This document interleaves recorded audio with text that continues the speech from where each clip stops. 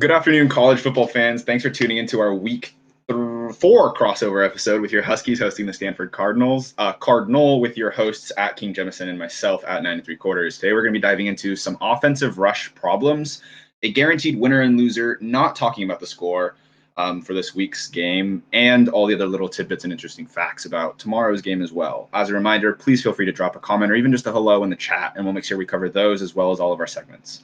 Now then, before we get started, King, I guess, would you just mind detailing some of the struggles Stanford and your guys' football team's been facing this week leading up to the game? Well, thanks for having me today, Joseph. This is awesome to talk about a game that hopefully will be equally as awesome on the field tomorrow. And Stanford's been facing these kind of struggles all year. The county and the school have not been very supportive of the football program in the sense that they've made life very difficult for Stanford to operate like they normally would. I mean, they were not able to practice normally for a long time. They sent players home when the Pac-12 first announced that they were not going to have a fall season. Then when they brought everybody back, it took a long time for the quarantines to pass and so forth. So this is nothing new, but obviously it's been taken to a new extreme now that Santa Clara County has banned contact sports. So Stanford had a choice of either end the season or relocate. And they chose to relocate, which, credit to the players for wanting to continue despite the circumstances. Today I saw a picture. Their game day walkthrough was in Bellevue Park, somewhere in Seattle. And I think that they're just hopping from wherever they can play any given week. And they'll be on the road till the conclusion of the season. Yeah, I heard some pretty crazy stuff happening with that. Like you guys were, I think you guys practiced the Tuesday or Wednesday that you guys came up here. You guys practiced in our second indoor, like slightly smaller stadium. You guys have been looking for like high school fields to practice on and whatnot. And now I guess the Bellevue Park thing. How do you think that's going to affect your guys' team's performance come tomorrow? Really hard to say because everybody's had their practices disrupted, and at this point in the season, you should feel pretty comfortable in your fundamentals and in your game plan. So the difficulty will be probably not getting as much time to game plan for Washington. One pro, the players are out of school at this point. I mean, this is Stanford's very long winter break that's running from Thanksgiving to January 11th. So all they got to do is think about Washington. But you can't imagine that they've had a normal practice schedule, and you wonder if fatigue will be more of an issue, if they're going to come out slow. But I have confidence that if they decide to continue this season, they're going to be locked into play on Saturday, no matter what. That sounds absolutely great for you guys. Getting away from some of the off the field problems and leading to some problems for both of our teams that might pop up during tomorrow's 1 p.m. game. As I'm sure you might know, Stanford and Arizona are both tied for last place right now in terms of run defense within the Pac-12. 687 yards allowed in total and an average of 229 yards a game for both teams through the first 3 games of the season. And the Huskies are only ranked 4th for their running offense. What are some of the key factors for you guys in attempting to corral the UW running backs and how deep that depth chart goes?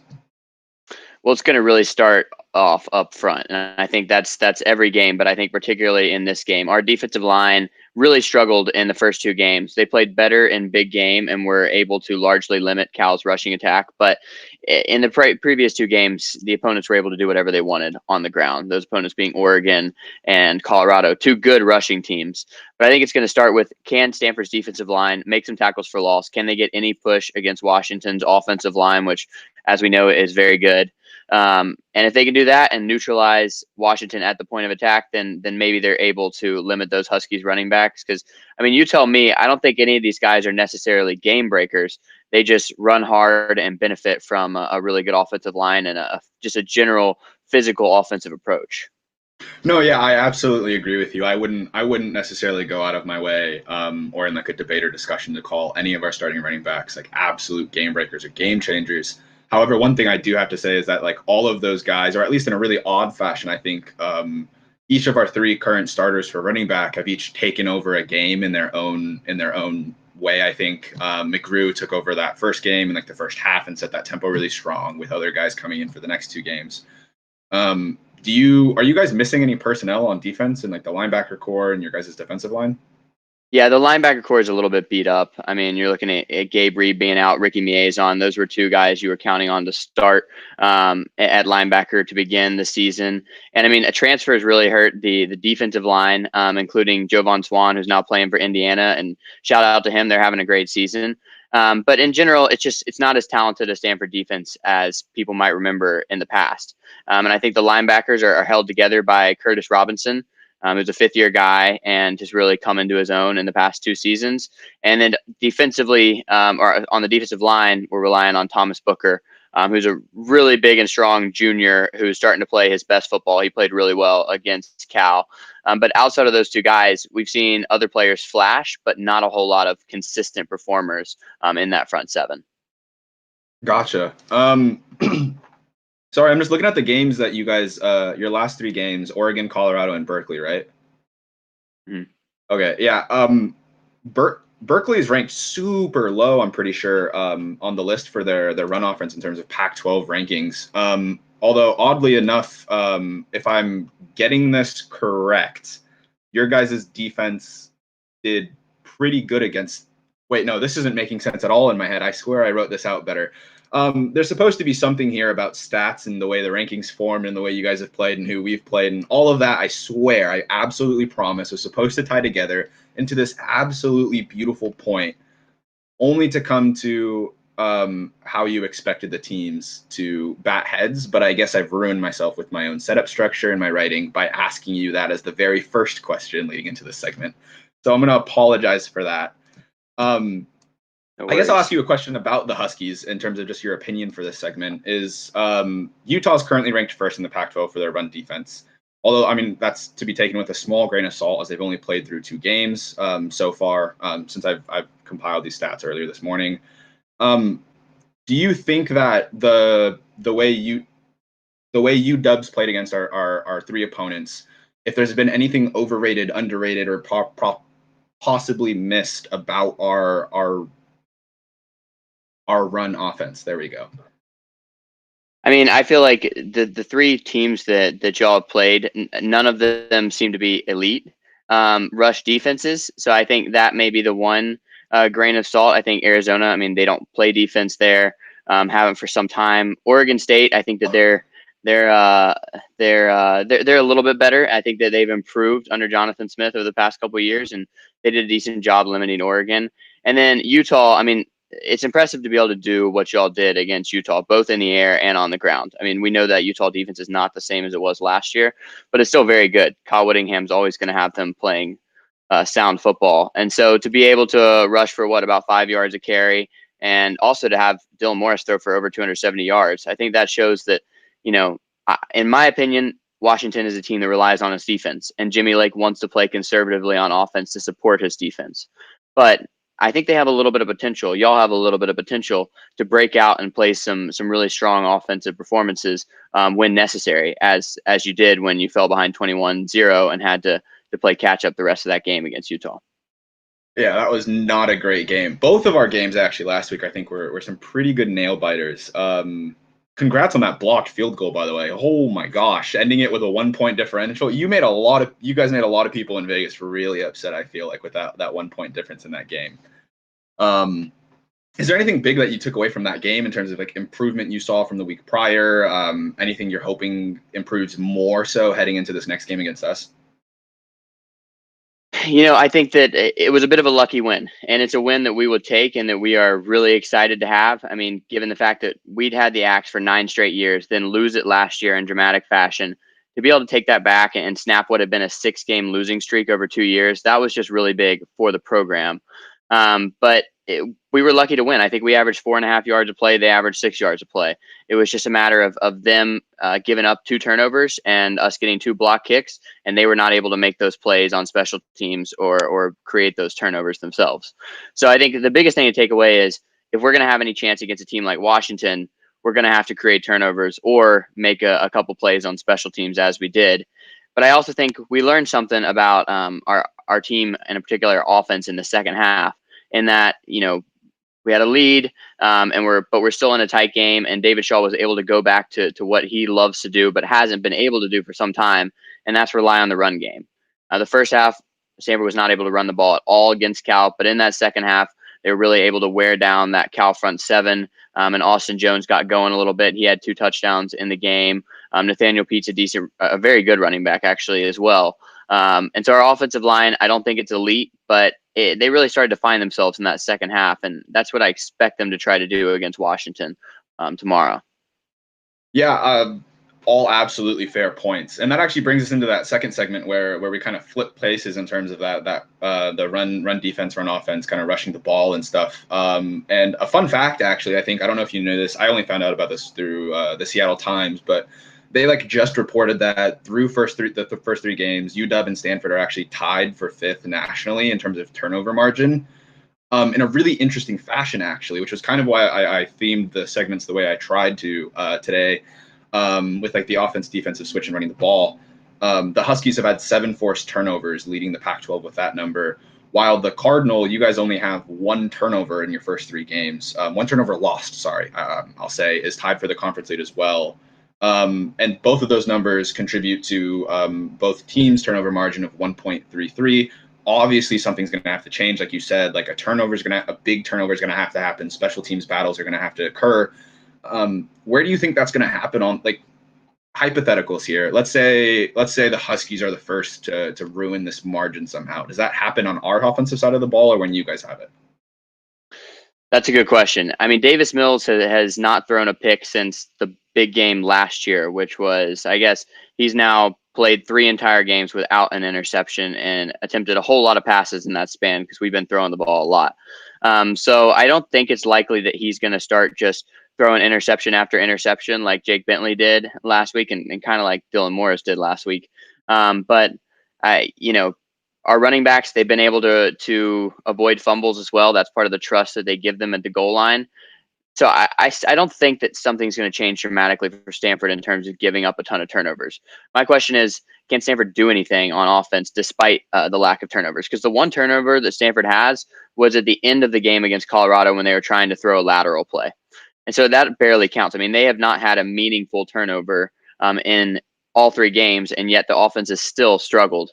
So I think a turnover for Stanford would hurt a lot more than it would for Washington. I think Washington could turn the ball over a couple times and very well win this game, even if they don't force much from Stanford, because Stanford's offense has got to prove that they can move the ball up and down the field against a good defense. Yeah, I'm not gonna slight you guys in any way, but I absolutely think that Morris still has something to prove as well. I think he did an absolutely fantastic job last week with the pair. I think the pair or 3 interceptions he threw, still being able to close that game out and work in that second half. I don't know if you've heard about ZTF, our redshirt sophomore outside linebacker. He's been talked about, I think, in every single article written in the Pacific Northwest in the past 3 weeks. Elijah Molden, I think, just made semifinalist in our secondary for another national award. What do you see happening on your guys' offense to combat 2 absolutely, what I would think would be a fair assumption in saying, 2 absolutely fantastic defensive players on our side of the ball? Well, I think Stanford's going to have to play conservative because Washington's pass defense, I believe, is ranked 2nd in the country in passing yards allowed, and some of that's opponent adjusted because Oregon State doesn't really throw the ball, and Utah, it struggles to do it as well. But suffice to say, with Jimmy Lake as a head coach, a former defensive backs coach, y'all can lock up anybody's passing game. And I think our wide receivers are very good, but they haven't necessarily shown the ability to go out and win a game by themselves and break down a really good secondary. So I think it's going to have to be Stanford keeping the ball on the ground when they can. And so to me, Stanford doesn't have a chance to win this game if they're not able to rush for around 4 yards per carry. Because if they're forced to throw the ball all over the yard, I don't think that bodes well against a really good Washington secondary led by Elijah Molden. But the question is, I mean, you just mentioned ZTF and the rest of your front 7, pretty elite as well. So it's going to be a struggle for Stanford to even run the ball. If they can, I think that's where you open up play action and you're able to get a little bit of momentum on offense without having to test that Washington secondary. Yeah, I'm looking at your team's top 4 right now in terms of receiving yards or receiving receptions compared to yardage. You guys have Michael Wilson, Fehoko, Weddington, and Austin Jones, obviously. Only one of those 4 recording a touchdown. So I guess I'd have to agree with you that in your guys' past 3 games, your passing maybe hasn't been there necessarily for scoring. One guy I have to point out though, obviously, is Austin Jones. Him being such a powerful running back, and then still showing up in top 4 for your team's receptions and yards. Do you guys have a backup plan? Like, do you know do you think, at least personally, Nathaniel Pete can step up if he's to get injured or has to step out due to COVID protocols? Yeah, Daniel and I talked about this on our last Cardinal Dash this week. Nathaniel Pete's actually averaging over 8 yards a carry and was averaging over 10 yards a carry before a big game. So he's done a remarkable job with the touches that he's gotten. And we were actually debating whether he should get more. And we both said that he probably should get the ball a little bit more each game. Austin Jones is the starter for a reason. He's such a reliable running back. He runs hard. He's going to create 3 yards out of nothing. And he's not going to put the ball on the ground, which I think is really meaningful to Coach Shaw. But Pete has a little bit more burst in him. So if he were to be the lead running back for Stanford in this game or any game moving forward, I think you'd see a few more tackles for loss. You know, he'd get stopped behind the line of scrimmage sometimes, but when that offensive line opened up a hole for him, he would be gone. We saw him have a 73-yarder against Oregon. He was caught right before the goal line, and then Jones punched it in. So classic touchdown vulture move. But I think that Pete is pretty reliable in his own right. And the two of them as a combo are really exciting for Stanford fans moving forward because they're both true sophomores. Yeah. You can correct me if I'm wrong here. I might have these backwards on passing to rushing, but you guys have 370 total yards coming into this. It's either last week you guys had 370 or you guys have 370 total yards across your first 3 games. That doesn't sound completely right. However, I think this part is completely true, that more than 66% of that came through the air for you guys. Do you know why you guys are passing so much with such strong rushers? Is that bias towards second half comebacks and trying to win out games? Is something else happening there where maybe your guys' line output isn't as strong as it might appear on field when you start crunching the numbers? Well, yeah, I think there is a lot going on there, and I think the number you had, the 360 yards, that's how much we've rushed for all season, and we've thrown for Thank you. 748 yards. So no, you were right on it. That 66% number, that probably gives David Shaw nightmares. He hates that he's become a throwing coach. That he's effectively was an air raid coach against Washington, or sorry, excuse me, against Colorado, where we threw the ball 56 times, rushed it 21 times. And that was all because we fell behind early and had to play catch up. And obviously, in that case, for the sake of the clock, you're going to have to throw the ball. But that's not the type of football that Stanford wants to play. I think that the amount that they threw it in that game, and really the amount that they threw it in the first half against Cal, was really a result of just not being able to run the ball as effectively as they would hope as well. And we both, Daniel and I, believe in Davis Mills as a really, really good quarterback who is among the top quarterbacks in the conference when he really gets going. But I don't think he's going to put up top end of the conference stats if David Shaw is playing the game plan he wants, which is let's run the ball over 50% of the time and let's use the passing game as, you know, a bit of a deception and to give our running backs a bit of a break. But that's not really the offense he can play. And that's, as you mentioned, it has to do with the offensive line not quite being what Stanford's offensive lines used to be. It's a very good unit. It's actually an experienced unit because of all the injuries last year. A lot of guys that would have been backups got starting time, but they're not going to be able to push around a team like UW up front. And so that's when you see Stanford have to throw the ball all over the field. And to be fair, they do have some really good wide receivers, particularly Michael Wilson and Simi Fehoko. Yeah, I'm just looking at Mills' stats for this year: 532 yards, 2 DBs, 0 interceptions. Absolutely phenomenal on the season. With 3 games so far. Me and Nathan were talking about this a little bit during our crossover this past Wednesday, and we were just kind of comparing between Morris and Mills and like their stat lines, kind of how they've been playing the past 3 games. I don't know if you've looked at the stats side by side, but they're almost identical. 52 completions out of 87 attempts for Morris, 55 completions out of 88 attempts for Mills, 59.8 to 62.5, like almost the same numbers passing, nearly the same numbers for TDs, practically the same QB rating, only I think 12 points difference there. And so I definitely think it's going to be an even matchup in the QB battle and the position battle to position battle, if that makes sense. I think a lot of it, like we've been saying across this episode so far, is that a lot of it's going to come down to those one-on-one matchups and how the team plays as a whole. I feel like tomorrow at 1 p.m. as a full team. I've said team like 15 times. I don't know what I'm talking about. But like you were talking about with injuries, I think that would have segued quite nicely into segment 3 had I not botched it. But into segment 3, which is that game day stuff you never really hear talked about unless it's like a really big deal in like the NFL or college. I'm talking about things like weather, injuries, adjustments, decisions, game time issues, things leading up to the game, all of those other things that you really can't control or hear about when it comes to football. And one thing I think I have to address, although maybe not address it, just the lack of it, is that it's not expected to rain tomorrow. It's been a little cold up here, not too crazy, but it's not expected to rain tomorrow. And you guys also won't have to worry about crowd noise, something that I think Washington Stadium or the Husky Stadium is pretty infamously known for. Are you taking that as like a sign of good faith or like a good luck token, kind of a sign for the Cardinal team that things might be looking up for you guys? I definitely think it's a nice advantage for Stanford to have, particularly in this game. We said it before the season. It was really nice to get Oregon and Washington on the road this year, where they can't fill up those stands and have the crazy atmospheres that usually arise in Husky Stadium and Alston Stadium. But this is still a series that's been dominated by the home team. I believe the last 5 games have been won by the home team in the Washington-Stanford rivalry. And the last time Stanford won back in 2014, that was a very different era of Stanford football. Don't think that was a particularly good year, but it was back when Stanford was kind of dominating the conference for a stretch there.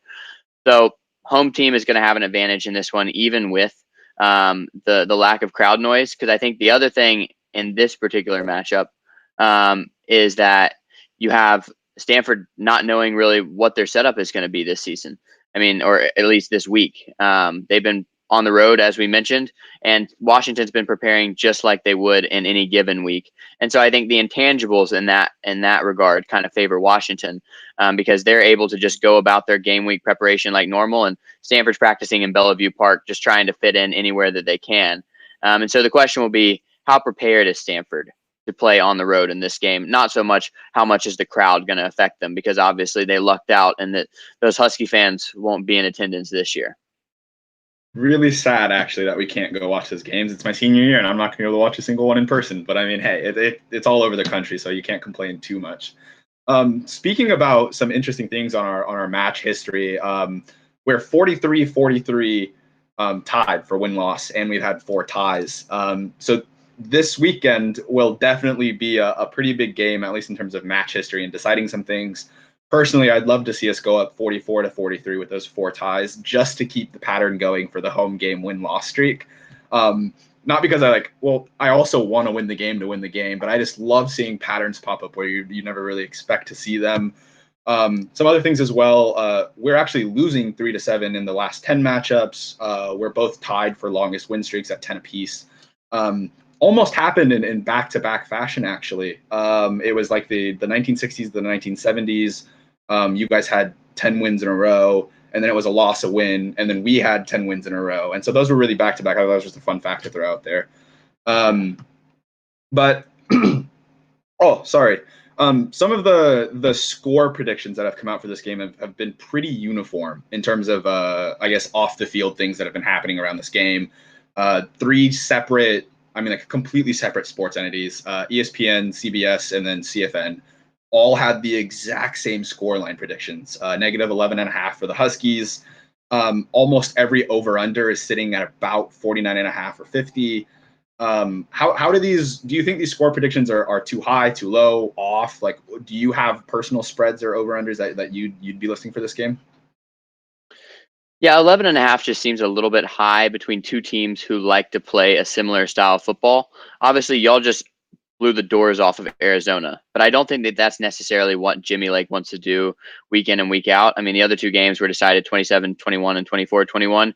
I think he likes to play those games in the 20s. I think he wants to run the ball when he can, let his defense close it out for him. And so if Stanford is able to weather the initial storm of playing a more talented opponent, then I think this game could be pretty close. And I think it could be inside that number, inside that 11.5, even while it never really feels like Stanford has a chance to win the game, or that Washington is always maybe one play from breaking it open.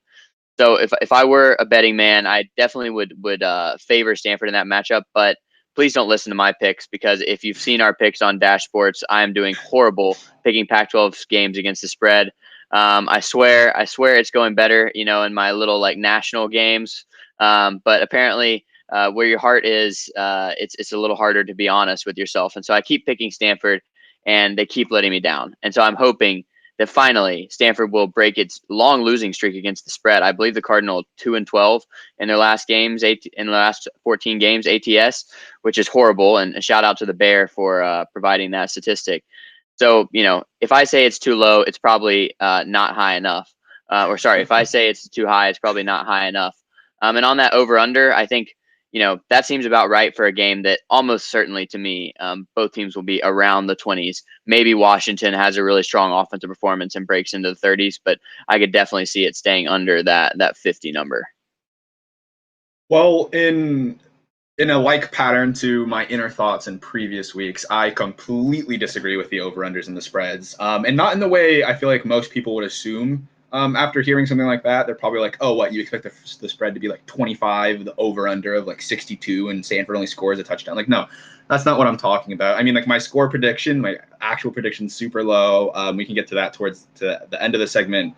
My over-under is lower. I think it barely breaks 40 was what my under-over is at. Um, and so I keep thinking that, and a couple of other things that reminded me to talk or bring this up at least is when you mentioned that Lake likes to run the ball. I think we're almost exactly at a 50-50 play-by-play for run to pass ratio for the Huskies. And we were joking about this on stream a while ago, me and Nathan were, and it was that we were looking at the games.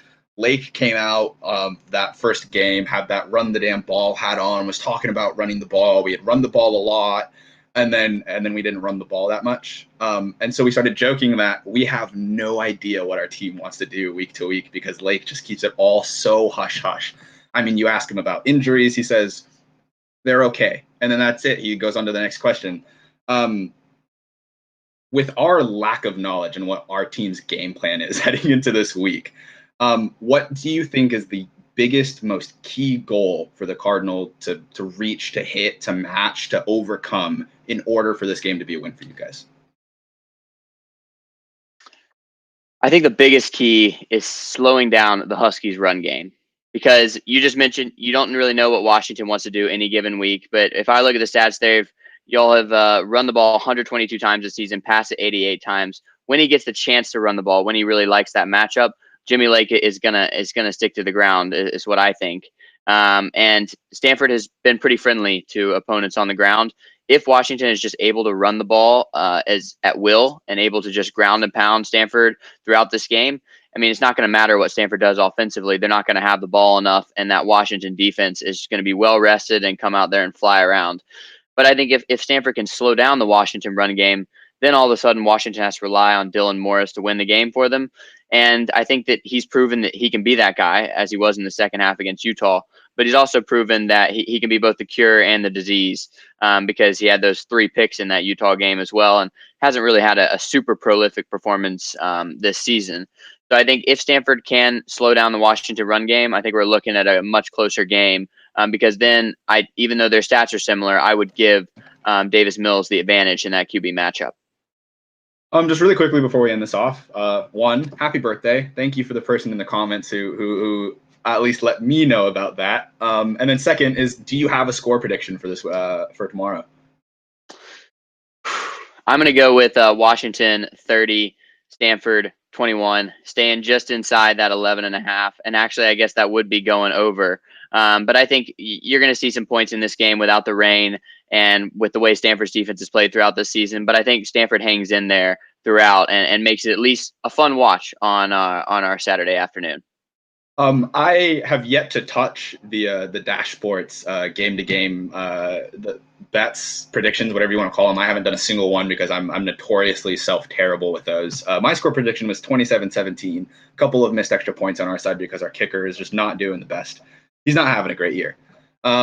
But yeah, happy birthday again. And I think that just about finishes up all the time that we have for today. Thank you to the person who commented and let me know about that. We're all going to wish King another third happy birthday here because I just can't get it off my mind, apparently. Again, I'm Joseph. This is King. You can follow us on our different social medias with the ads that you see on screen right now. He and I are both just a small part of the Dash Sports family. So if you'd like to meet the rest of the crew, check out our website, dashsports.tv, and our partners' website, sportspac12.com, where you can read further into segments from our weekly shows. If you'd like to revisit the best moments from those weekly shows or even today's episode, please head on over to our website where you can find clips, quips, tips, rips, terrible jokes, and as many full episodes as you can stand, all in one place, all for free at dashboards.tv. We'll see you next week, but for now, this is Dashboard signing off.